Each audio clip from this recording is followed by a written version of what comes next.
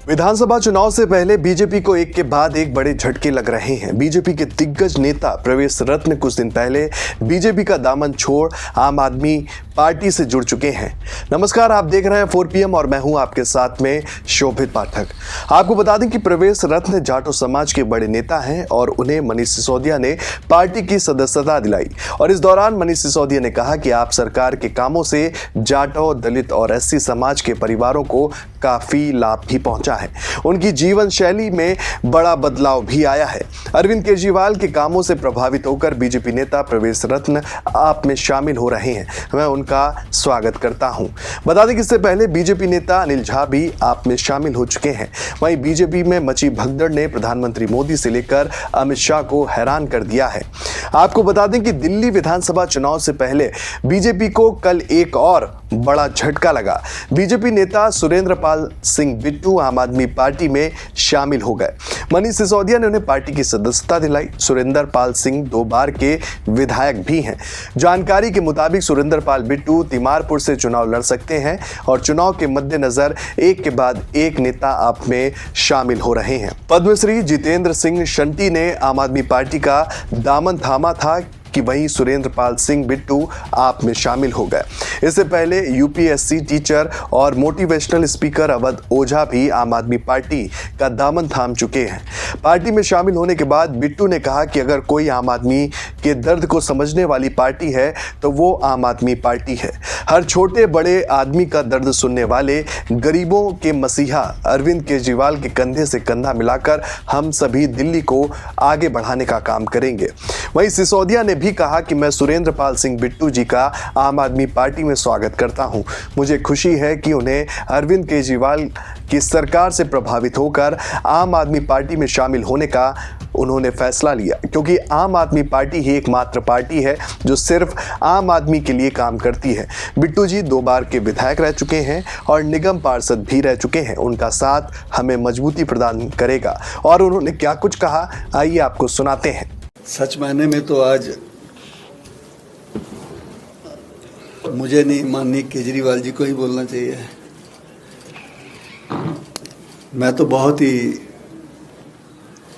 दूर जा चुका था राजनीति से। वैसे मैं 3 बार इलेक्टेड रहा, लेकिन जब से सेवा में लगा और कोविड में तो परमात्मा ने ज़्यादा मौका दिया, मान सम्मान मिला।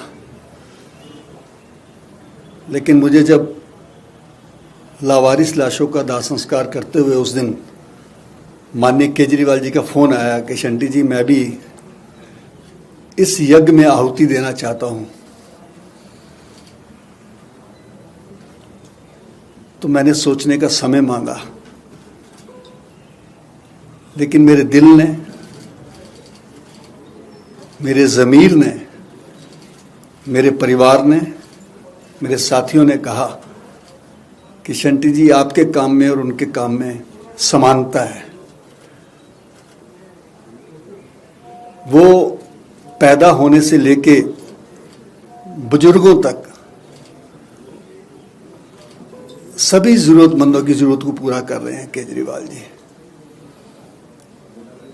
और जब वो जाने लगते हैं लोग, और खास करके मैं इसमें कहूंगा कि हमारे जो प्रवासी भाई बेचारे दिल्ली में आके योद्धा के रूप में काम करते हैं, लोग उनको मजदूर कहते हैं, मैं उनको योद्धा कहता हूँ। अपना घर बार छोड़ के आते हैं और किस प्रकार से वो बच्चों को पालने के लिए मेहनत करते हैं, और जब मृत्यु हो जाती है तो उनको लकड़ी भी नसीब नहीं होती है। तो जब जीवन वाला काम ये संभाल रहे हैं, मृत्यु वाला मैं संभाल लूँगा, और दिल्ली की विधानसभा से जीने से लेके जाने तक के इंतजाम दिल्ली सरकार कर देगी, तो मुझे लगता है कि हमारा मिशन पूरा हो जाएगा। और लकीली हम दोनों शहीद आजम भगत सिंह जी के फॉलोअर भी हैं, वो हमारे मेंटोर हैं। मुख्य रूप से मैं इनकी सेवाओं को देखते हुए अपनी सेवाओं को इनके साथ जोड़ रहा हूं, क्योंकि मेरी सेवाएं बेसिकली अनक्लेम्ड डेड बॉडीज़ की हैं, एम्बुलेंस है, शव वाहन है, और ब्लड डोनेशन जिसका मेरा वर्ल्ड बुक ऑफ रिकॉर्ड में नाम आया। 106 बार मैंने भी ब्लड डोनेट किया है। ये मिशन हमारे चलते रहेंगे, क्योंकि दिल्ली की स्वास्थ्य सेवाओं से और जुड़े हुए हैं। और मेरा घर, मेरी कर्म भूमि मेरा शमशान घाट है जी। इसलिए मैंने अरविंद जी से कहा कि मैं फिर से राजनीति में आना नहीं चाहता, लेकिन उन्होंने कहा शंटी जी हम जीवित जरूरतमंदों की सेवा करते हैं और आप मृत जरूरतमंदों की, अगर आप हमारे साथ आएंगे तो एक तरीके से असहाय लोगों का जीवन से लेके मृत्यु तक का इंश्योरेंस हो जाएगा। और ये सच भी है, आपका सेवा का क्षेत्र और बढ़ेगा, गरीबों के लिए जीते जी भी सम्मान और जाते जाते भी सम्मान, एक ऐसी सुविधा हम सब मिलकर काम करेंगे।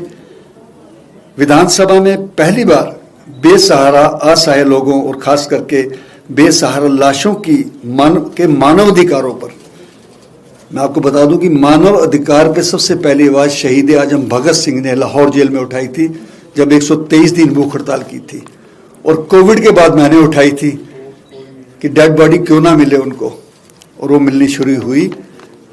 मैं इस बात को आगे लेके चलूंगा आने वाले समय में, और आप परिवार के साथ मैं स्वेच्छा से मैंने फैसला किया जुड़ने का। राजनीति मेरे लिए केवल आशीर्वाद कमाने का एक माध्यम होगी, क्योंकि मृत्यु के बाद केवल ये दुआएं, ये आशीर्वाद ही साथ जाएगा, इससे ज्यादा कुछ नहीं। और मैं यही कहूंगा, इंसान से हो भाईचारा, यही पैगाम हमारा। जय हिंद। उन्होंने कहा कि मुझे पूरी उम्मीद है कि उनके इतने दिनों की राजनीतिक अनुभव का पार्टी को फायदा मिलेगा। दिल्ली विधानसभा चुनाव के लिए आम आदमी पार्टी ने 11 उम्मीदवारों की पहली लिस्ट भी जारी कर दी है। दिल्ली की सभी 70 विधानसभा सीटों पर फरवरी में चुनाव कराए जा सकते हैं।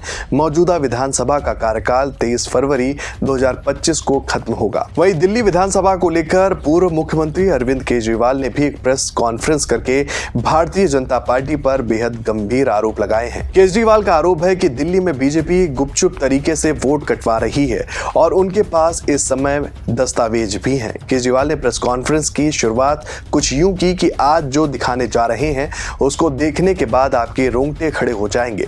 दिल्ली के चुनाव में बीजेपी बड़े स्तर पर वोट कटवाने के लिए चुनाव आयोग में एप्लीकेशन दे रही है और कमीशन में चोरी छुपे इस पर काम हो रहा है।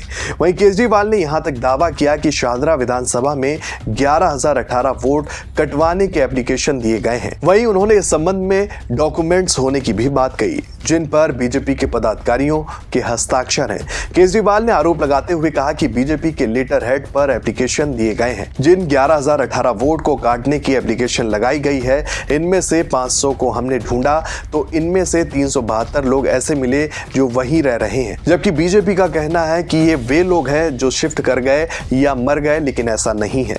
केजरीवाल ने दावा किया कि 11,018 लोगों में 75% लोग वहीं रह रहे हैं और इनमें से ज्यादातर आम आदमी पार्टी के कार्यकर्ता हैं।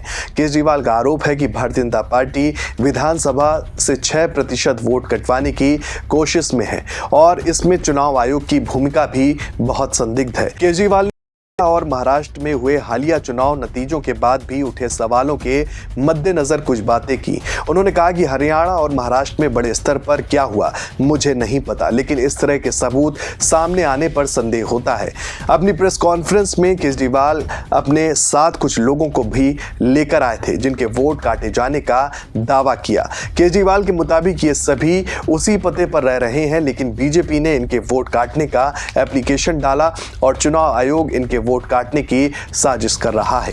केजरीवाल ने कहा कि जिन लोगों के नाम हटाए जाते हैं, चुनाव आयोग को रोजाना उनकी लिस्ट फॉर्म 10 में डालनी होती है जो वेबसाइट पर होती है, पर शाहदरा विधानसभा की केवल 411 दिखाई गई जबकि एप्लीकेशन 11,018 की दी गई है।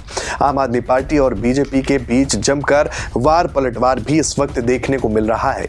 आपके राष्ट्रीय संयोजक अरविंद केजरीवाल समेत पार्टी के तमाम नेता दिल्ली में लगातार कानून व्यवस्था के मुद्दे को उठा रहे हैं और इसी के साथ पार्टी ने दिल्ली की जनता के समक्ष ये भी दावा किया है कि अगर बीजेपी जीत जाती तो दिल्ली वालों पर क्या क्या असर पड़ेगा।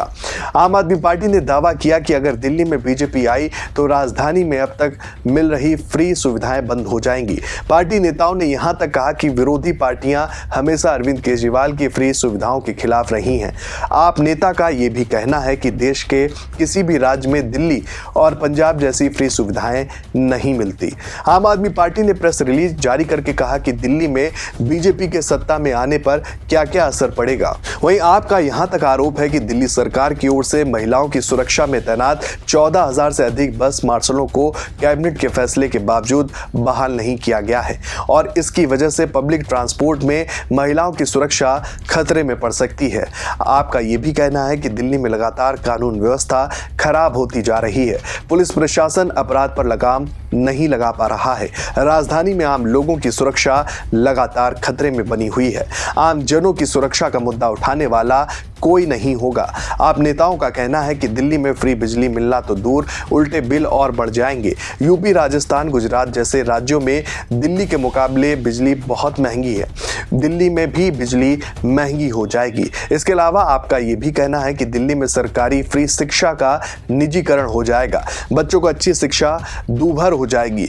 गरीब परिवारों के सामने नया संकट भी खड़ा हो जाएगा। फिलहाल एक तरफ तो केजरीवाल का आक्रामक रुख जो बीजेपी के लिए दिल्ली में मुश्किलें खड़ी कर रहा है और दूसरी तरफ बीजेपी में चुनाव से पहले एक के बाद एक बड़े नेता आपसे जुड़ते जा रहे हैं, जिसकी वजह से प्रधानमंत्री मोदी से लेकर शाह भी हैरान है। लेकिन फिलहाल दिल्ली में जो इन दिनों हो रहा है उससे एक बात तो साफ समझ में आ रही है कि दिल्ली में आपको रोक पाना बीजेपी के लिए अब मुश्किल होता जा रहा है, क्योंकि बीजेपी जहां विधानसभा चुनाव को लेकर रणनीति बना रही है वहीं आपने 11 उम्मीदवारों के नाम तक फाइनल कर दिए हैं।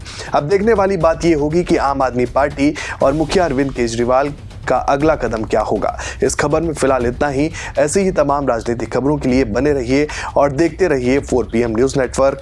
धन्यवाद।